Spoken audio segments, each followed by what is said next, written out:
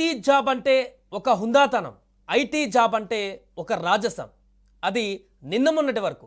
ఇప్పుడు AI entry ఇచ్చిన తర్వాత ఐటీ జాబ్ అంటేనే భయాందోళన కలిగించేటువంటి విధంగా పరిస్థితులు మారాయి.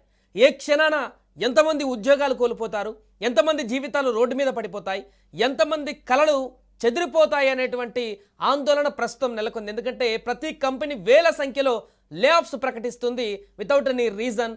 మిడిల్ ఏజ్ అంటే కొన్ని 2-3 సంవత్సరాలు పనిచేసినటువంటి ఉద్యోగులు కానీ, ఎక్స్పీరియన్స్ ఉన్నటువంటి వారు కానీ అందరినీ కూడా పంపించేటువంటి ప్రయత్నం. తాజాగా దీనికి రిలేటెడ్గా ఒక ఘటన బయటికి రావడం జరిగింది. ఒక ఐటీ ఉద్యోగి కళ, ఆశ ఆవేదనగా మారిపోయింది. అద్దాల మేడలో దర్జాగా జాబ్ చేసుకోవలసినటువంటి ఆ వ్యక్తి రోడ్డుపై ఫుట్పాత్ మీద పడుకోవలసిన దుస్థితి ఏర్పడింది. తాజాగా ఈ అంశం సోషల్ మీడియాలో వైరల్గా మారుతుంది. పూణేలో జరిగింది ఇది. జూలై 31న సాలరీ అకౌంట్లో క్రెడిట్ అవుతుందని తన కంపెనీలో హెచ్ఆర్ చెప్పారట. కానీ అది ఇంకా పడలేదు. సాలరీ రాకపోవడంతో రెంట్ కట్టుకోలేక, తినడానికి డబ్బులు లేక, ఎప్పుడు సాలరీ పడుతుందా అని ఆఫీస్ ముందే పడిగాపులు కాస్తూ అల్లాడిపోతున్నాడు ఈ వ్యక్తి.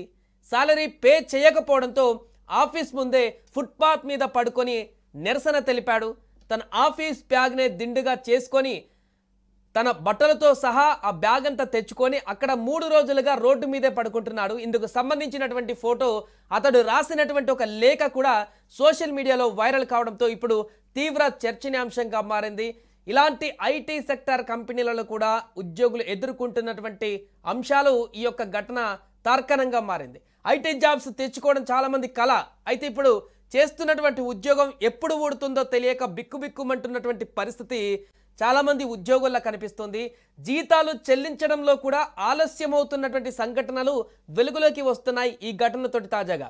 దీనికి నిదర్శనమే పూణేలో జరిగినటువంటి ఈ ఘటన.